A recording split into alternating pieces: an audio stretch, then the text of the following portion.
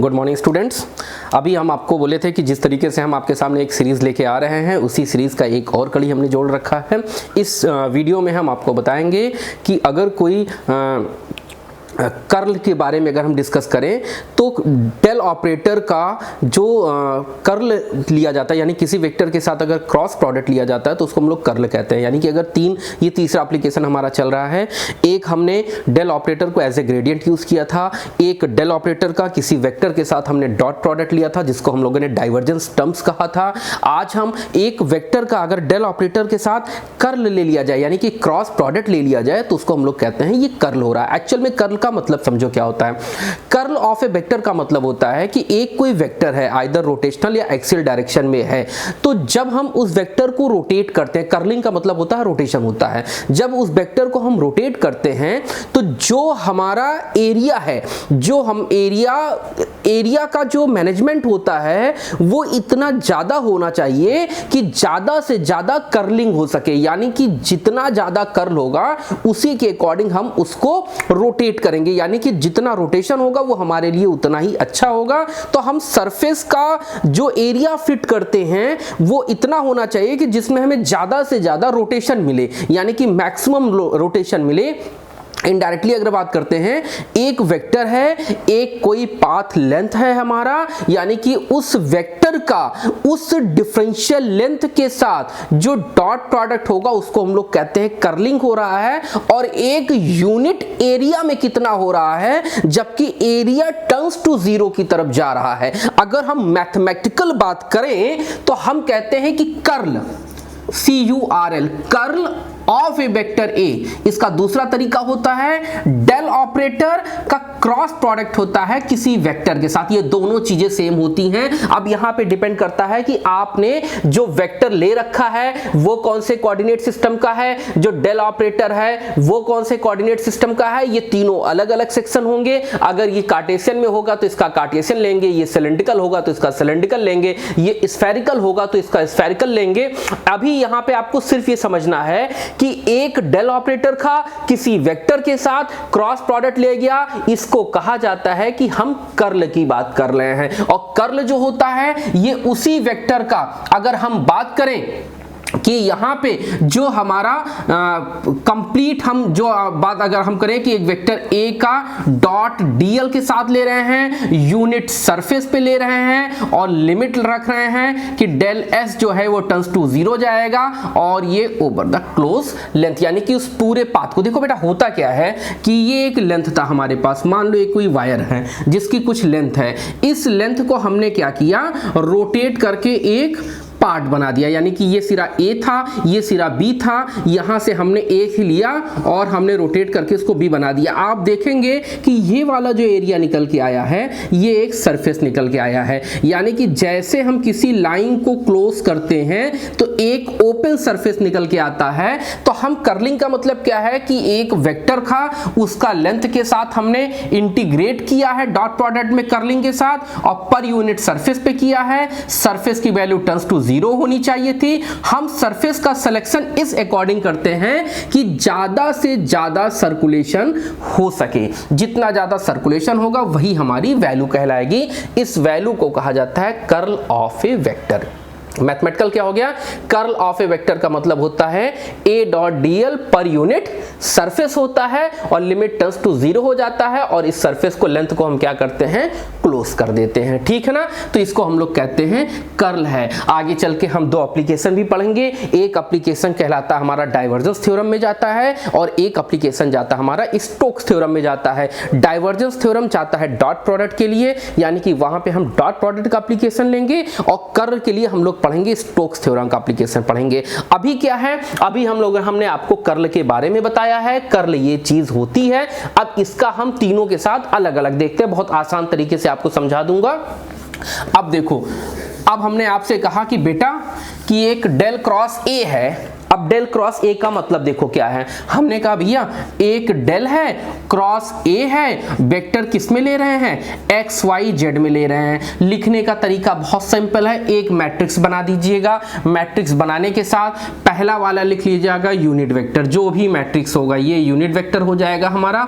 Unit vector के साथ second number पे चूंकि डेल का ए के साथ है तो डेल वाले पोर्शन का वैल्यू लिख लीजिएगा, del upon del x, del upon del y और डेल अपॉन डेल जेड। फिर हमारा जो वेक्टर दिया होगा कार्टेशियन कोऑर्डिनेट सिस्टम में, वेक्टर का मतलब क्या होता है, vector A of x y z is equal to A x की डायरेक्शन में, ए वाई की डायरेक्शन में, ए जेड की डायरेक्शन में। आप क्या करिए, इसके मैग्नीट्यूड को यहाँ लिख लिया जाता है, यानी कि ये हो गया हमारा ए एक्स, ये हो गया हमारा ए वाई, ये हो गया हमारा ए जेड। निकालने का तरीका क्या है, याद रखिएगा, एक वेक्टर का दूसरे वेक्टर के क्रॉस प्रोडक्ट होगा तो इसका जो रिजल्टेंट आएगा, हमारा रिजल्टेंट जो आएगा बेटा, वो हमेशा जो होगा वो क्या होगा, ऑलवेज वेक्टर होगा, यानी कि उसमें डायरेक्शन और मैग्नीट्यूड दोनों होगा। अब देखो क्या करते हैं, इसको लिखने का तरीका क्या है, लिखने का तरीका क्या है, जो तरीका बता दे रहा हूं। आप क्या करिए, सबसे पहले इस फैक्टर के बारे में लिखा जाता है, ये एक डिटर्मिनेंट है, सॉल्व करने का तरीका बता दे रहा हूं।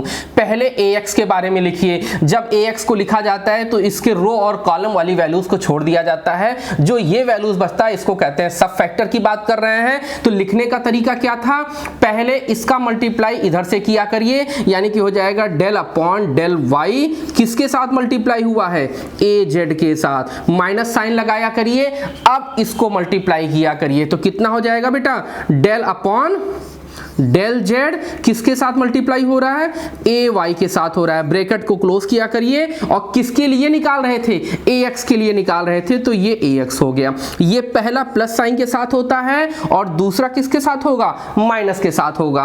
अब दूसरी वैल्यू हम इसके लिए लिखना चाह रहे हैं, तो इसके लिए मतलब क्या है, इसका रो और इसका कॉलम छोड़ दिया जाता है, रिमेनिंग क्या बचा, ये और ये बचा। अब इस वैल्यू को इसके साथ लिखेंगे और इस वैल्यू को इसके साथ माइनस के साथ लिखेंगे, तो कितना हो जाएगा बेटा, डेल अपॉन डेल एक्स किसके साथ ले रहे हैं, ए जेड के साथ ले रहे हैं, इस वाली वैल्यू को इस वाली वैल्यू से मल्टीप्लाई करेंगे, ये वैल्यू, फिर माइनस साइन लगाएंगे, माइनस साइन लगाने के बाद इस वाली वैल्यू को इसके साथ करेंगे, तो कितना हो जाएगा बेटा, डेल अपॉन डेल जेड हो जाएगा, साथ में क्या रहेगा, ए एक्स रहेगा। ये किसकी डायरेक्शन की बात कर रहे हैं, ये डायरेक्शन बेटा कह रहे हैं ए वाई के लिए बात कर रहे हैं। फिर ये प्लस था, ये माइनस है, तो अगला साइन प्लस का होगा। पूरे एक रो को डिटर्मिनेंट सॉल्व कर लिया जाता है, यही तरीका होता है। अब देखो ए जेड के लिए लिख रहे हैं, तो इसके रो को और इसके कॉलम को छोड़ दिया जाता है, रिमेनिंग क्या बचता है हमारे पास, ये बचता है। अब ये बचेगा तो इसका इसके साथ करेंगे, पहला मल्टीप्लिकेशन इस तरफ से, यानी कि लेफ्ट से राइट की तरफ मूव कर जाया करिए, तो पहला इसके साथ जाएगा तो ये हो जाएगा डेल अपॉन डेल एक्स, किसके साथ होगा, ए वाई के साथ, तो माइनस लगा दो, किसके साथ आ जाएगा, डेल अपॉन डेल वाई, किसके साथ बेटा, ए एक्स के साथ मल्टीप्लाई होगा। अब की डायरेक्शन किसका लिया जाएगा, ए जेड का लिया जाएगा। आप देखो यहां से कोई वेक्टर दिया होगा, उसको कंपेयर करोगे तो A Y A Z A x की वैल्यू निकलेगी, इसमें रखोगे, सॉल्व करोगे, ए एक्स आएगा, ए वाई आएगा, ए जेड आएगा। हमने बोला था अगर कोई vector A x A Y A z के साथ आ रहा है, मतलब वो वेक्टर को रिप्रेजेंट कर रहा है। इससे ये प्रूफ हो जाएगा कि किसी भी वेक्टर का जो क्रॉस प्रोडक्ट होता है, जो कर्लिंग लिया जाता है, वो हमेशा क्या आता है, एक वेक्टर आता है। तो ये हो गई हमारी किसकी वैल्यू हो गई बेटा, डेल क्रॉस ए की वैल्यू हो गई, यानी और किस कोऑर्डिनेट में हुई है, एक्स वाई जेड में हुई है। This is our answer. अब आपको न्यूमेरिकल में ए की वैल्यू कुछ दिया रहेगा, ए की वैल्यू दिया रहेगा, कंपेयर करके एक्स वाई जेड निकाल लीजिएगा, इसमें रख दीजिएगा, आपका आंसर आ जाएगा। ठीक है, अब आते हैं इसके दूसरे फार्मूले पे। दूसरे फार्मूले का मतलब क्या है बेटा, इसका एक स्क्रीनशॉट ले लो, स्क्रीनशॉट ले लेने से आपका ये मेथड सॉल्व हो जाएगा। क्लियर है। अब हम क्या करते हैं, इसको कंटिन्यू करते हैं। ये हमने कार्टेशियन में बताया था, अब इसी को आप क्या करिए, सिलेंड्रिकल और स्फेरिकल में देख लीजिए। मैट्रिक्स रटने का तरीका बता दूंगा, विश्वास मानो कहीं भी जाने की जरूरत नहीं पड़ेगी। आप आराम से मेरे साथ बंधे रहिए और मैं प्रॉमिस करता हूं आपको EMFT से रिलेशन कहीं पे अब कोई वीडियो सर्च करने की जरूरत नहीं रहेगी। मैं आपके साथ हमेशा खड़ा रहूंगा, जहां पूछेंगे वो न्यूमेरिकल मैं आपको बता दूंगा। आप बस क्या करिएगा, इस चैनल को सब्सक्राइब कर लीजिएगा, जिससे आप हमसे क्या करिए, जुड़े रहिए। आप जितना ज़्यादा हमसे जुड़े रहेंगे, हम उतना ज़्यादा आपसे जुड़े रहेंगे, और देखते ही देखते ये सब्जेक्ट हमारा खत्म हो जाएगा, ये हमारा वादा है आप लोगों से। अब देखो, हमने आपसे कहा कि curl of A vector for किसके लिए बेटा, अब हम सिलेंड्रिकल कोऑर्डिनेट सिस्टम की बात कर रहे हैं। सिलेंड्रिकल कोऑर्डिनेट सिस्टम का मतलब क्या होता है, यहाँ पे रो होता है, यहाँ फाई होता है और यहाँ जेड होता है। बहुत सिंपल सा फार्मूला बता रहा हूं, पहले डेल लिखो, फिर क्रॉस वेक्टर ए लिख लो। अब ये किस वेक्टर में है, रो फाई और जेड में है। तरीका बहुत आसान है, एक डिटर्मिनेंट्स बना लो। डिटर्मिनेंट्स के बाद पहली वैल्यू ए रो की रखो, दूसरी ए फाई की रखो और तीसरी ए जेड की रखो। कहीं भटकने की जरूरत नहीं है, क्योंकि डेल का ए के साथ हो रहा है तो डेल अपॉन डेल रो रख दो, डेल अपॉन डेल फाई रख दो और डेल अपॉन डेल जेड रख दो, कहीं कुछ नहीं रटना है। अब ए की वैल्यू है, वेक्टर ए आपको गिवन है बेटा, किसमें, रो फाई और जेड में। कितना हो जाएगा, देखो ए रो की डायरेक्शन में, ए फाई की डायरेक्शन में और ए जेड की डायरेक्शन में। आपको ए रो ए फाई ए जेड रखना है, यहां पे लिख दो बेटा ए रो ए फाई और ए जेड। थोड़ा सा चेंजेस करना है बेटा, यहां पे बस रो से मल्टीप्लाई कर दो, यहां पे रो से मल्टीप्लाई कर दो और यहां पे रो से डिवाइड कर दो। विश्वास मानो, ये न्यूमेरिकल आपका कहीं कुछ गलत नहीं आएगा, ये बहुत ही अच्छा मेथड है, आपसे हर बार सॉल्व हो जाएगा। अब देखो, इसमें भी तरीका वही रहेगा बेटा मल्टीप्लाई करने का। एक बार ए रो का फैक्टर निकाल लो, एक बार ए फाई का निकाल लो और एक बार ए जेड का निकाल लो, कहीं पे कुछ भटकाव की जरूरत नहीं होगी। विश्वास मानो, आंसर आपका पूरा सही आ जाएगा। अब हम आते हैं curl of A vector for spherical coordinate system के बारे में बताने जा रहे हैं आपको। बेटा एक स्क्रीनशॉट इसका ले लो, जिससे आपको बार बार इधर उधर ना जाना पड़े। स्क्रीनशॉट लेने से आप इस पूरे चीजों को अपने नोट्स में बना लो। अपने नोट्स में बनाने के बाद आपको क्लियर हो जाएगा कि किस तरीके से ये फार्मूला चल रहा है। देखो, अगर आप सिर्फ वीडियोस देखते रहोगे तो उतना प्रॉफिट नहीं होगा। प्रॉफिट कब होगा, जब इसको देखो, अपनी नोट्स की कॉपी में लिखो। एक वीडियो को कितनी बार देखो, नोट्स की कॉपी को कंप्लीट करो और ये मान के चलो आपके अंशुमान सर आपके क्लास में पढ़ा रहे हैं। आप ये सोच के मत पढ़ो कि ये एक वीडियो चल रहा है, ये सोचो कि सीधे सीधे सर आपको पढ़ा रहे हैं और सर एक चीजें आपको बता रहे हैं। अज्यूम कर लो कि आप क्लास में बैठे हो, पूरी डेडिकेशन के साथ समय से क्लास में आ जाया करो। जो वीडियो चल रहा है उसको टाइमली देखा करो, समय निकाल के देखा करो। अब देखो क्या कह रहा हूं बेटा मैं आपसे कहने जा रहा हूं कि इसका स्फेरिकल कोऑर्डिनेट सिस्टम में बहुत आसान तरीके से बता दूंगा। उसकी भी मैट्रिक्स आप लोग क्या करिएगा, रट लीजिएगा, कोई दिक्कत नहीं है। कुछ चीजें रटनी पड़ती हैं बेटा, कुछ चीजें समझनी पड़ती हैं, तभी कोई सब्जेक्ट आगे बढ़ता है। आप बच्चे देश के भविष्य हो, आप लोग को सारी चीजें पढ़नी पड़ेंगी। बहुत टफ है आपके लिए, मैं मान रहा हूं, लेकिन क्या करिए, यही समय है आपके अच्छे भविष्य को बनाने का। अब देखो क्या करना है बेटा, हम curl of A vector for किसके लिए लिख रहे हैं, स्फेरिकल कोऑर्डिनेट सिस्टम के लिए लिख रहे हैं। वेरी गुड, आपके लिए फिर वही प्रोसेस बता दूंगा। स्फेरिकल का मतलब समझिए, आर थीटा और फाई होता है बेटा। आपको कुछ नहीं करना है, एक मैट्रिक्स का डिटर्मिनेंट्स बना लेना है। पहला आप लिखिएगा ए आर के साथ, दूसरा ए थीटा के साथ और तीसरा लिखिएगा ए फाई के साथ, ए फाई के साथ लिखिएगा बेटा, और कुछ नहीं करना है आपको। अब देखिए मल्टीप्लाई किसका हो रहा है, डेल का ए के साथ हो रहा है, तो बेटा पहले डेल वाली वैल्यू लिख लो, del upon del r, del upon del theta और डेल अपॉन डेल फाई बेटा। अब और कुछ नहीं करना है, वेक्टर ए दिया हुआ है तो ये वेक्टर ए बेटा दिया हुआ है किसमें, आर थीटा और फाई में दिया हुआ है बेटा। इसकी वैल्यू लिख लो, ए आर की डायरेक्शन में, ए थीटा की डायरेक्शन में और ए फाई जो दिया है किसके डायरेक्शन में, ए फाई की डायरेक्शन में। ये मैग्नीट्यूड की वैल्यू है, इस मैग्नीट्यूड की वैल्यू को यहां लिख दिया जाता है, ए आर ए थीटा और और a phi। अब बेटा कुछ करना नहीं है, थोड़ा सा ट्रिक है, एक बार यहाँ r से मल्टीप्लाई कर दो, एक बार यहाँ r से मल्टीप्लाई कर दो